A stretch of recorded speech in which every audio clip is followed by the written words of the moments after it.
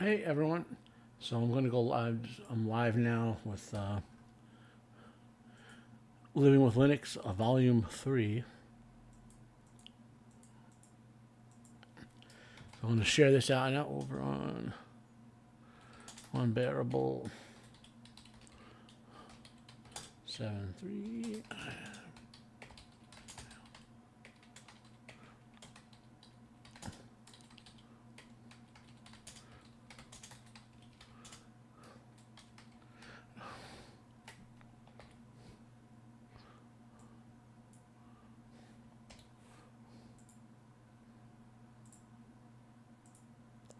Share this in here.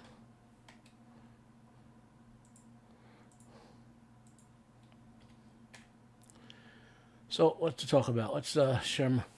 So it's been about three and a half weeks now. Four. It was late August when I made the transition, like August 25th or something like that. So far, so good. I mean, the my computer without some of the bloat that window, well, really, Google runs on your system. My system runs a little more powerful. I'm happy about that. So let me share my desktop and show off a few things.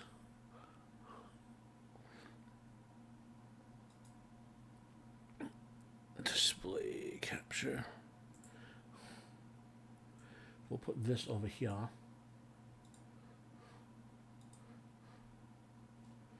Window, video.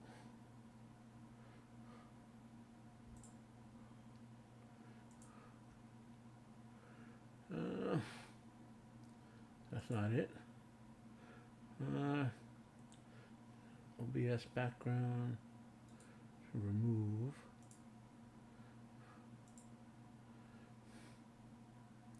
So why, where? This frustrates me sometimes. Screen capture. Okay, there we go. So we have my main screen captured right now. So what to talk about? Well, again, I'll go back to my. I'm glad I found this Zim desktop wiki. It works perfectly fine for taking notes.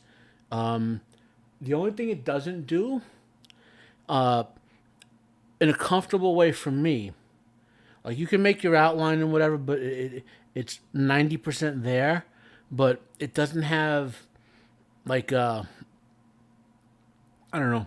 It's just not quite. I want an outline, and how do I put it? So it has all the text capabilities I like, right? And I can do general outlines in there. But when I'm doing an outline that I want to turn into actual writing, like Microsoft Word, let's say I'm writing an essay, right? Or I'm doing a script for something. I can do a general outline. I can do my notes in there, general notes. But when I'm structurally organizing, I like to have, you know, I like to have the lettering, the detailed outline lettering, the Roman numerals and all that, and I like to have each level be visually somewhat different, like a different font, and then have the top two be bigger. So the top two levels be somewhat bigger, and the others can all be the same size. And all the files, I'm a visual everything. I think visually. I remember so I visual stuff helps me organize my thoughts better. So now there was an old application I had way back in the DOS and like Windows 3.11, 3.1 and 3.11 days, like First Choice or First Works, or it wasn't Microsoft Word. It was a knockoff DOS app. But pound for pound at the time was the best like non like Office Suite application for doing stuff. Like you pay $70 for it or whatever, and you got an extra little word processor and spreadsheet, little database in there.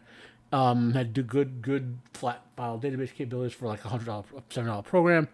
And the one thing I loved about it, and to this day I still look for it, it had a very good outliner mode. Where you could it would outline properly. It would keep track of your tabs and whatever. And then when you wanted, then you could save that, and then make another copy of it and very easily convert that into a document, or keep it in a separate window and write your document from it. However you wanted to do it. My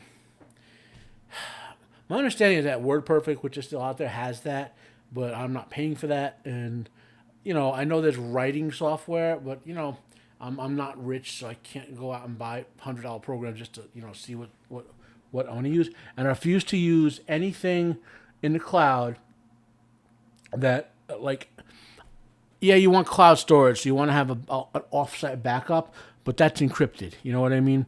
Like I'm gonna go back to I had a backup for a while. I was paying $10 a month to have my Synology backed up, but the problem was that it was so big that the Synology backup app was crashing because it was in one of those Docker things in Synology. And I'm not an expert on Docker, so I can't really configure that. So anyway, I don't want anything in the cloud that's not encrypted type of situation. I've officially canceled my Microsoft Office 365, which, I mean, look, if you're not like an IT-oriented person, Office 365 is a good buy for you, especially for a family. You can have a full Microsoft Office with like all the major apps, including things like Publisher and all that. If they would ever just throw in Microsoft their flow charting program into that, pound for pound, it would be the best thing you can buy with money to be productive. But they do have flow charting capabilities built into several of the Microsoft applications, but you don't get the full Microsoft. I don't remember what it's called anymore. You could use Lucidchart online or Dia. I use Dia on Linux and open source to do my diagramming with. Anyway, so what do I want to talk about? Okay, so here's something which is very unintuitive.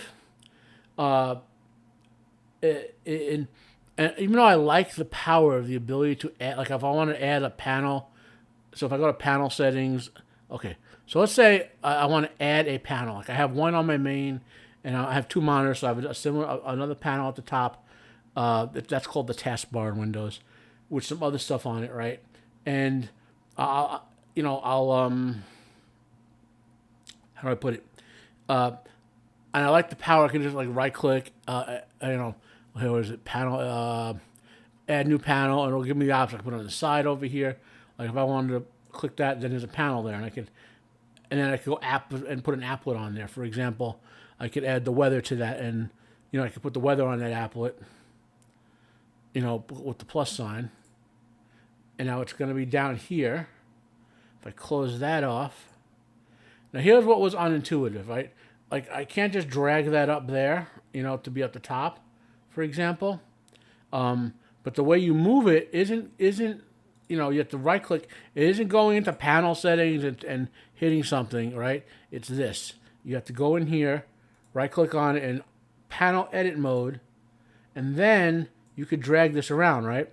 But you can't just drop it anywhere, okay? It's anchored. You have to go all the way up to the top and drop it in there, and then it'll put it up there, I might actually leave this here. And then you can't, and then you can lock that back down, and boom. That is unintuitive to me. Like to me, the ability to move stuff around, you should be able to go into panel settings, and that edit panel thing should be okay. So if I go to this panel edit mode, okay, it does turn it on, so it is there. Sorry, then that button to me should not be here. I know I'm quibbling over it. I didn't notice this before, but I got a viewer. Hey, bro, how you doing? I'm just going over. I don't know if you follow the Nerdtorial, but I switched to Linux on my main desktop maybe about 3.5 weeks ago. So I've been doing an occasional vlog where I talk about some of the transitional stuff, things I've noticed and things like that, things I found. Like I just, I'm talking about right now the panels in Linux, which you see on my desktop. You can see, how do I put it? Like on Windows, this is the taskbar, where you go to Windows minimize to and whatnot. So, but on Linux, it's more powerful. You can add panels wherever you want. So I test add one over here, but I'm probably going to leave this panel here and move my weather app from off of here. Remove weather. And that's telling me to remove weather. So now I have my weather app over here, which to me is a nice spot for it, right? So what I have on the other panel over there, I can't share both monitors.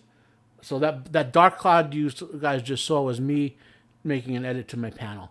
So I'll show off another program I found. So Windows has that really neat little clippy You can't see me. Oh no, look at that. I'm making gestures and you can't see me. Let's move me to the top because I'm the star. Order, top. There we go. But I'll make me a little smaller so you can see the desktop a little better. There we go. So Windows has that little Windows clipper thing where you can put a if you put it on your taskbar, it's very convenient. Or you can hotkey it and you could it'll pop a box and you could take sections of anything in a screenshot type of thing as opposed to the whole screen. Linux is full of utilities like that. The one that I found that I love the most is called Variety. So not Variety, sorry. I'll tell you, is what the hell is it called? Not Solar. Where is it? That's Zim. What was it?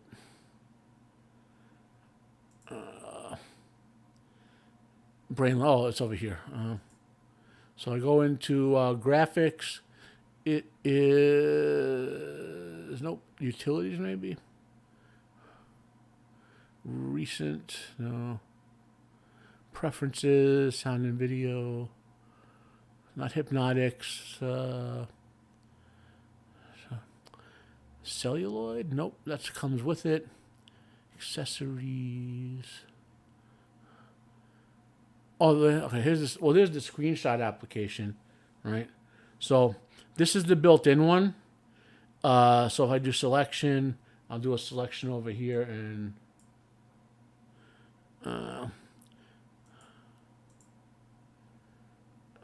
So selection. How do I choose? Yeah, see, that's the thing. Like, the built-in one is not intuitive to me. So I found one that was, and now now I can't find for the life of me. Okay, the names just haven't clicked in my head yet.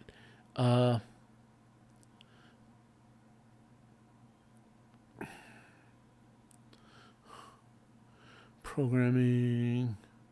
Oh, by the way, to skip. So on the Windows side, there's an application called text editors. For those of us who work anything to do with even minor coding, or if you're working a lot of log files and whatever, you want the text editor Notepad that comes built into Windows. Pretty much sucks. Now Windows has some top level command line text editors built into it to begin with. I can use those, but I prefer the graphical ones for most of what I do, simply because it's easier to do cut and paste from it. I mean, I'm not, like I said, if we're on Windows and command line, I'm snappy with it. Linux command line, not so much. But on the Windows side, it's called Notepad, Notepad++ that I use all the time. It's open source, but the dude will never compile for Linux. So I found that someone else basically did that, compiled it for Linux, and it's called Notepad QQ. Works just like Notepad++. And the reason I like it is because you could, let's say you open up, I don't have a file I could do this with, unfortunately, but if I did, let's say I had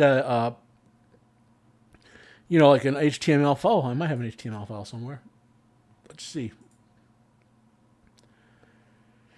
If I had an HTML file, how would I get one of those? Okay, what's this? Okay, so let's save this as an HTML file. Save as HTML, and I'm going to save it over in this VLC snapshots thing.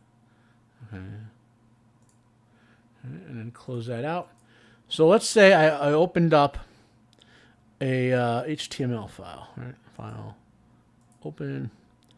I go to Mogram and VLC snapshots and that. So you see what it does, it automatically highlights the HTML codings and stuff like that, right? Because this on the Windows side, you'd have to choose the language, HTML, boom, and it would basically, then it would do this. On the Linux side, it automatically does it, which is kind of nice, So it makes it much easier to read this sort of stuff, So that's the cool thing about having a non-basic text editor, right? So what else we got going on? Oh yeah, so starts with a C. The program I am thinking of. It's driving me crazy that I can't remember the name of the program that I installed. And it's like...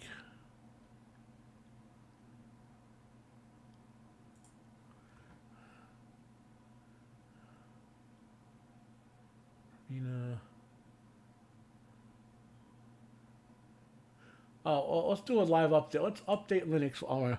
So, Linux, another thing about Linux I enjoy over Windows is almost any time you do a Windows update, you have to reboot the mofo, okay? Linux, you very rarely have to reboot after an update. Sometimes you have to close an application, which is okay. So now it's updating LibreOffice, and I could just close that because it'll do it in the background for me. Variety.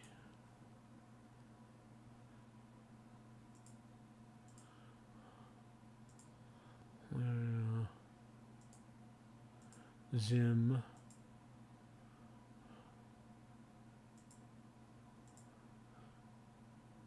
Okay.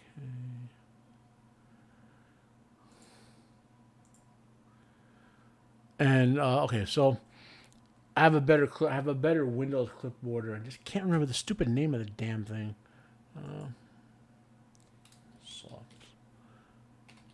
Let's go to Software Manager. Oh, it's applying changes. I'm going to pop up. Okay, so while that's going on, so do we have it installed? We don't. Categories. Yeah.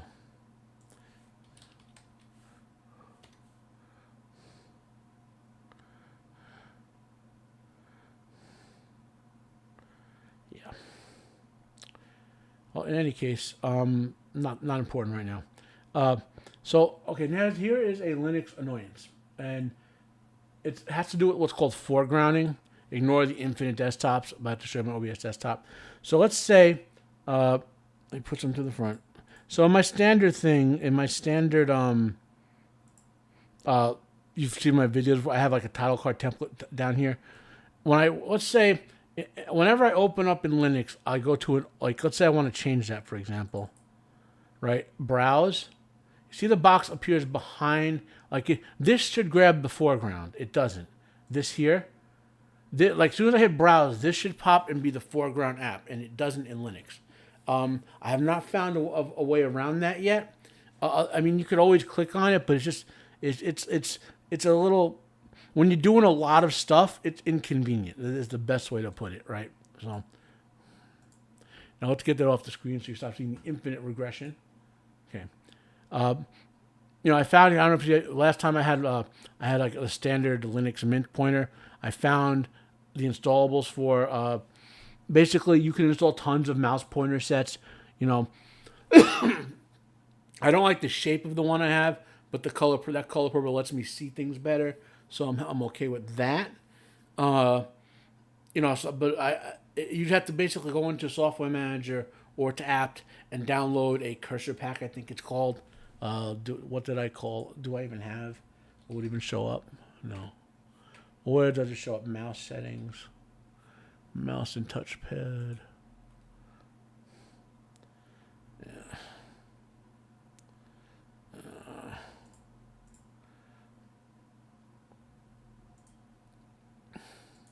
Pointer.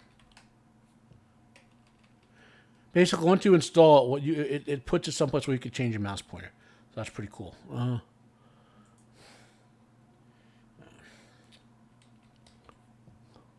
It's got to be here because I found it. Double click test. Emulate.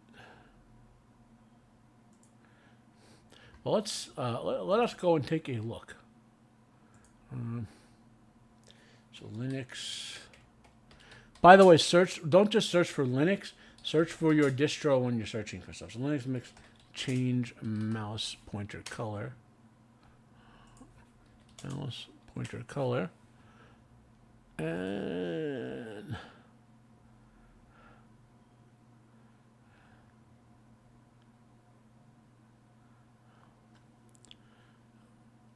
they're called cursor themes, okay. So Mint E. That's going to take a while, apparently. Here we go.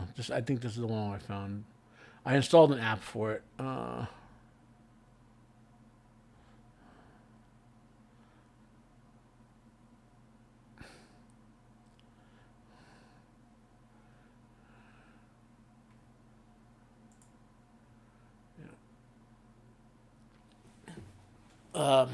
Nerdporo, if you're out there, is the audio okay?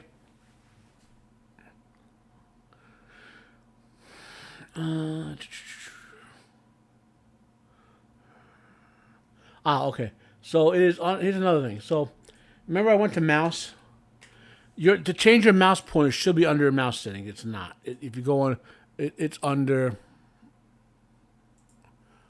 That was the desktop option. Themes. So I go to themes. I chose minty purple and mouse pointer, and it gives me all the options over there. And I have Chameleon downloaded, and it gives me these options, right? So I'm going to look around for more of them. I like the color. I need to find a bigger one, like, you know what I mean, like a sharper looking pointer, and they have one in there, but I'm not really a fan. See, that's too small. And it's black. I want purple. I want my Chameleon purple, but I want it pointier than that. Like, see how it's just the same stuff? Large. I mean, but that's a minor nitpick right now. I'm not going to go crazy over it. OBS home. You don't need to see that.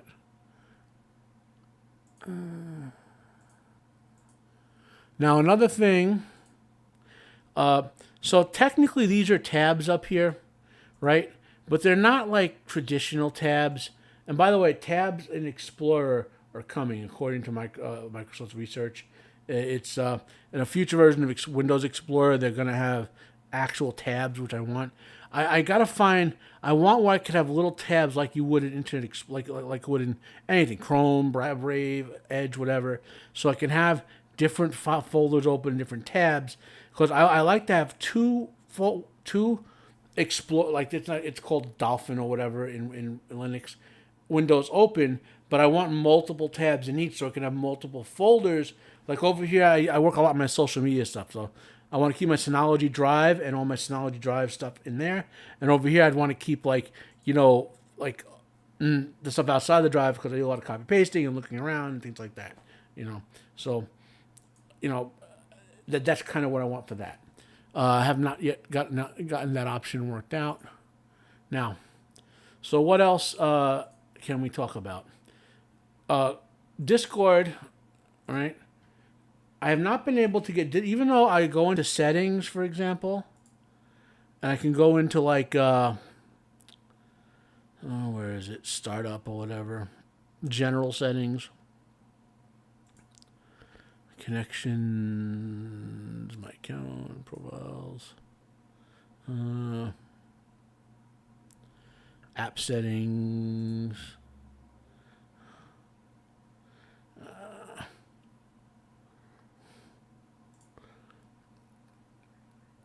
See, like here, I have it set to open Discord and startup, but it doesn't do that. So I'm a little annoyed there. I'll have to do some research on that. Maybe my version of Linux is not. There's got to be a permissions thing I'm not setting somewhere. So what else can we talk about?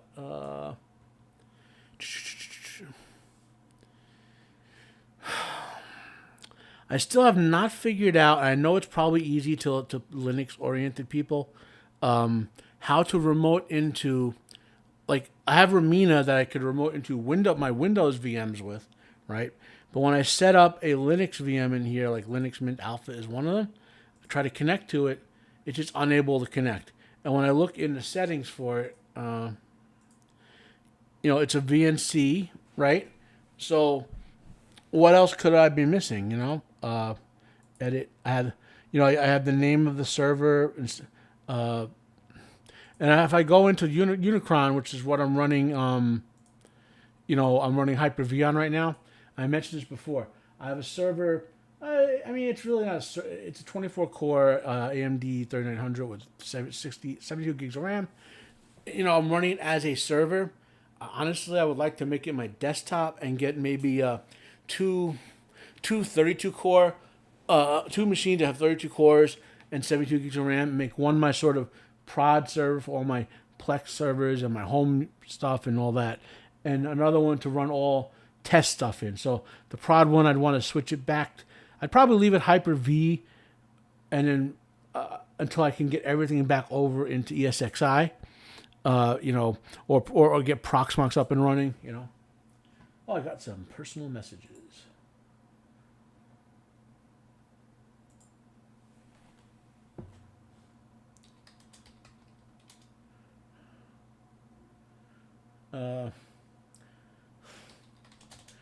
My friend Mike is asking me something on the other screen. A moment. Give me 20 minutes.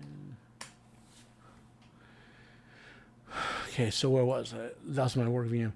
So I can go into Hyper-V Hyper-V here, right?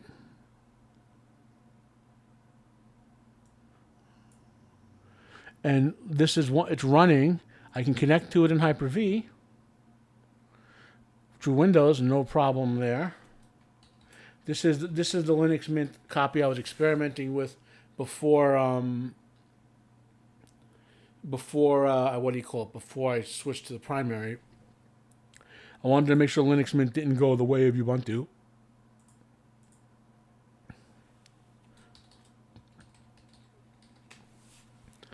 So I'll let that update, right? And we'll let that go for a while. And I have others, like I have, this is off, Teletran 1, like, you know. So I'm going to try to connect to Teletran 1, and let's see if that works. Cancel. We'll do a plus. Its name is Teletran 1.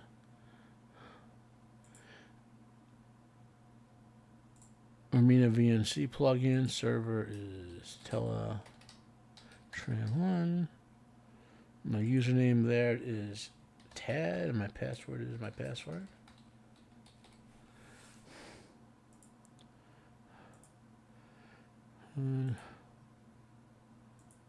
And save and connect.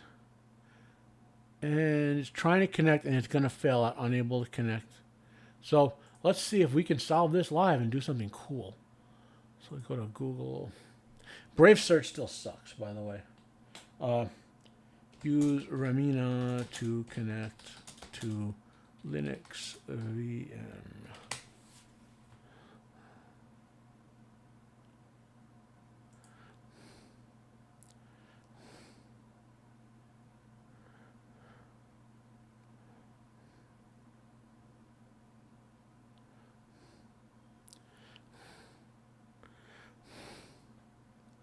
Like Ramina is supposed to be VNC, from my understanding. I mean, maybe I'm the new guy, you know. Well, let's test that out. So let's go back to Teletran 1, edit, and let's just say to use RDP just for the hell of it. That's going to fail. It would have connected already. Yeah. Now I have a feeling I have to enable the connect, so that's all good, right? I have to.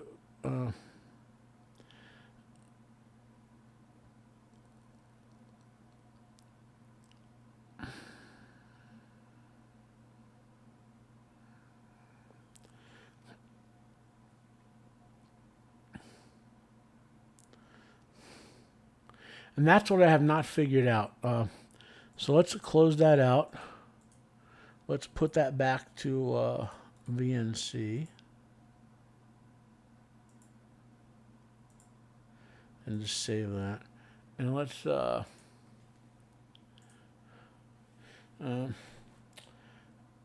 enable RDP connection in Linux Mint.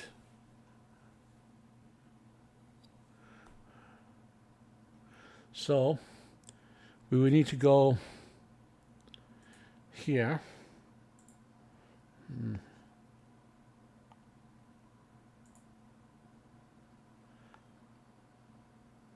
it says to go to Menu, Preferences. Actually, Desktop.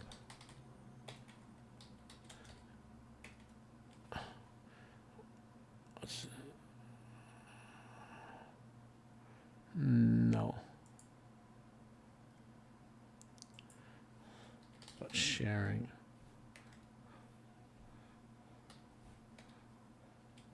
What is transmission? Let's see.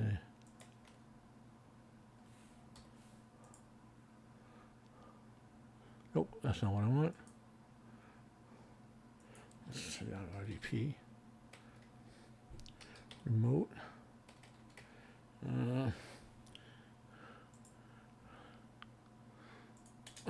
20. Open a command to run system up. Install Xrdp finite piece of machine. Okay. So maybe I have to install Xrdp. Let us see. XRD. Now we'll go into Teletran 1, which is Ubuntu. Oh, it's Linux Mint. Sorry. Oh, cool.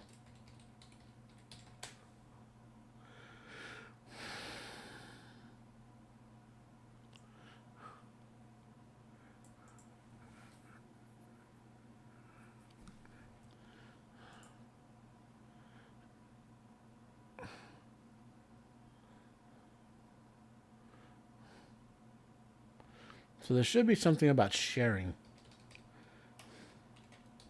Desktop.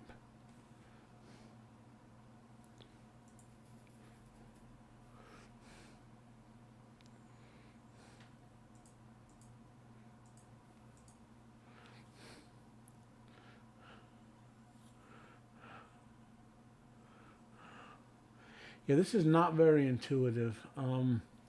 And I'm sure Linux pros will like laugh at me. I'm fine, whatever.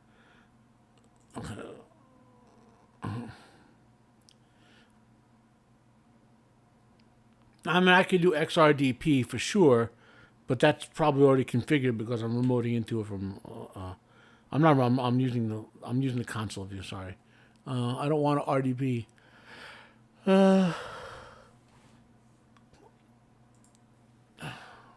Let's do this. How to RDP from Linux to Linux. Let's see if that tells me.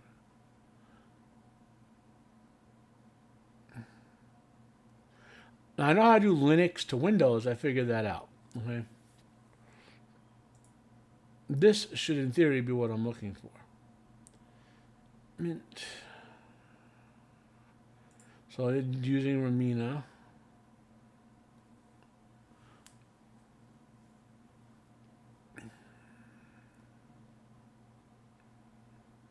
So I have to have a VNC server. So let's look in here.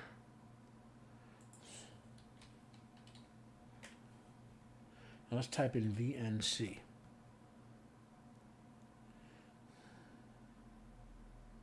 Oh, I have a feeling I'm firewalled right now.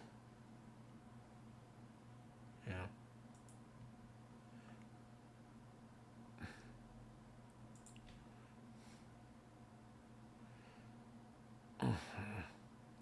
Yeah, my firewall was up. Was off on this one. So let's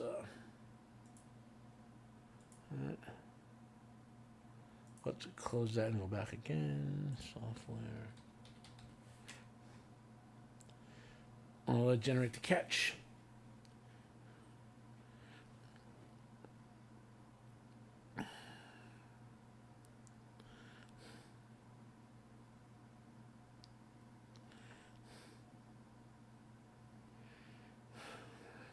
As ever, I'm looking for my Diet Pepsi sponsorship. Pepsi company, you want to do it? So let's see if I can find a VNC server.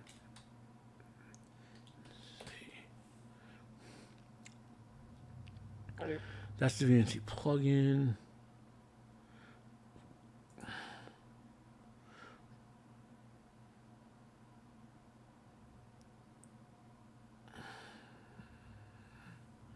Install it.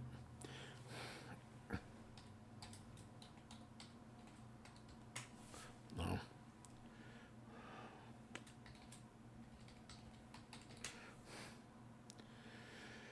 Let's see how it works.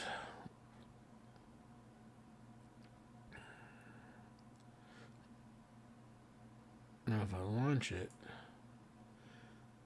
so in theory, once I launch this,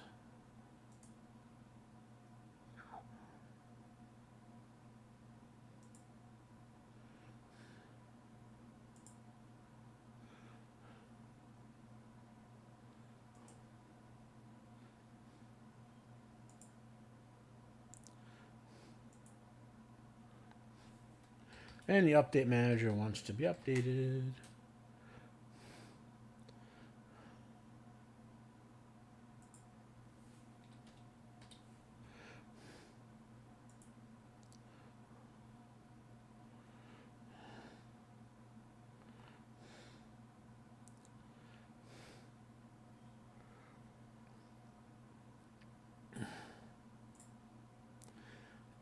I'm not going to worry about this right now.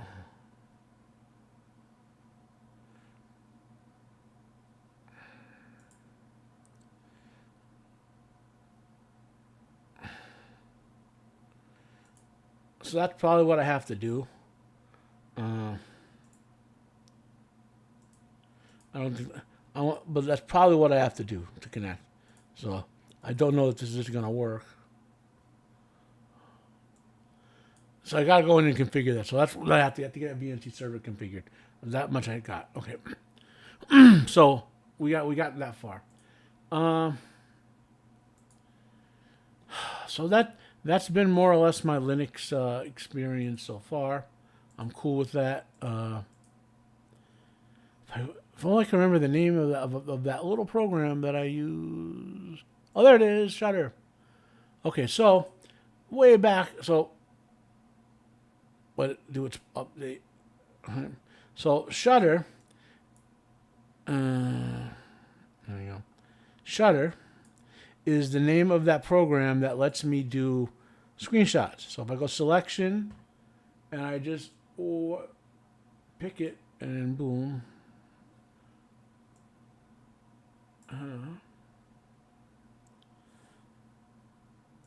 Okay.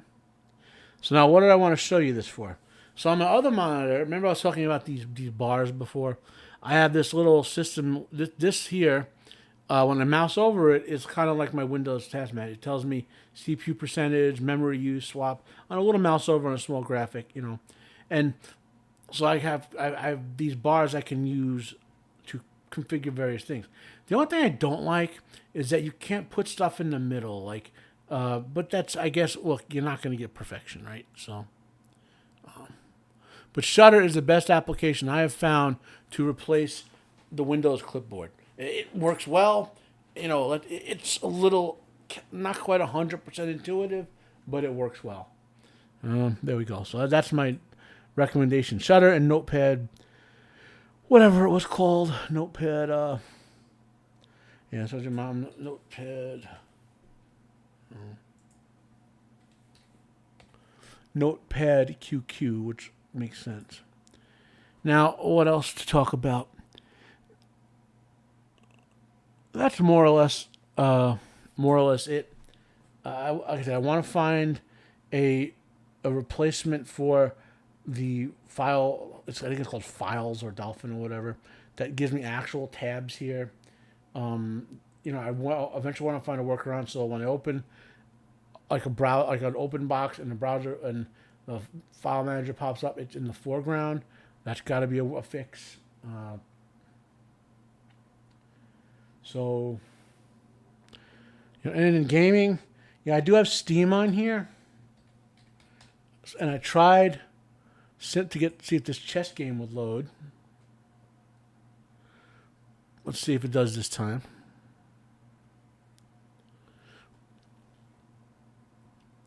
just to see if I can get it running.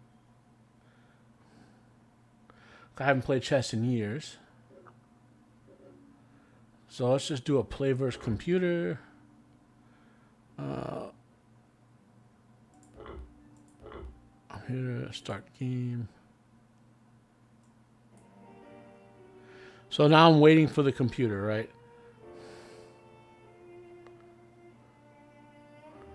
And I have music. Pause. Settings. Music. Volume 0. Effects. Down. Back.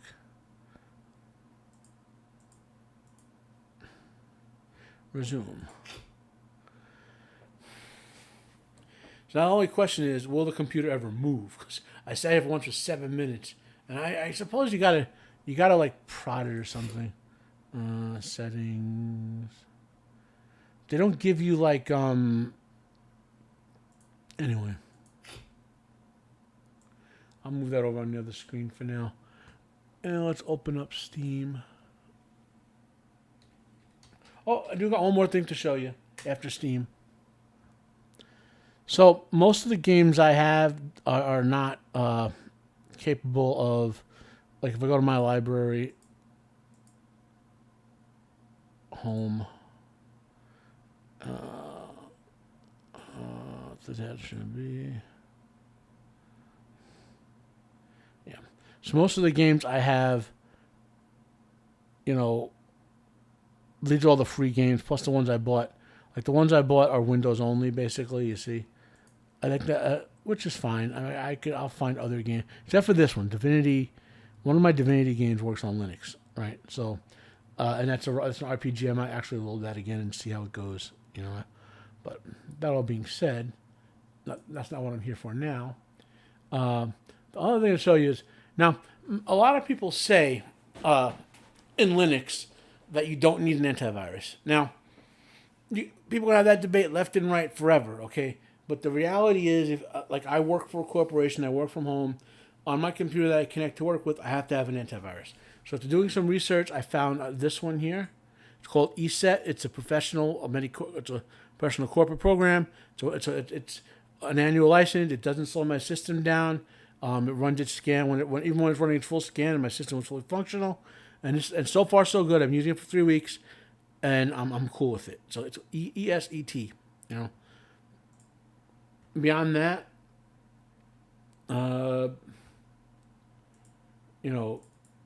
beyond that, I think we're good. So I'm going to sign off now on this episode of Linux. If you have any help or suggestions for me, I'm always willing to listen. Thank you. My name is Matt. This has been Unbearable 73. Have a nice day, and I am out of here.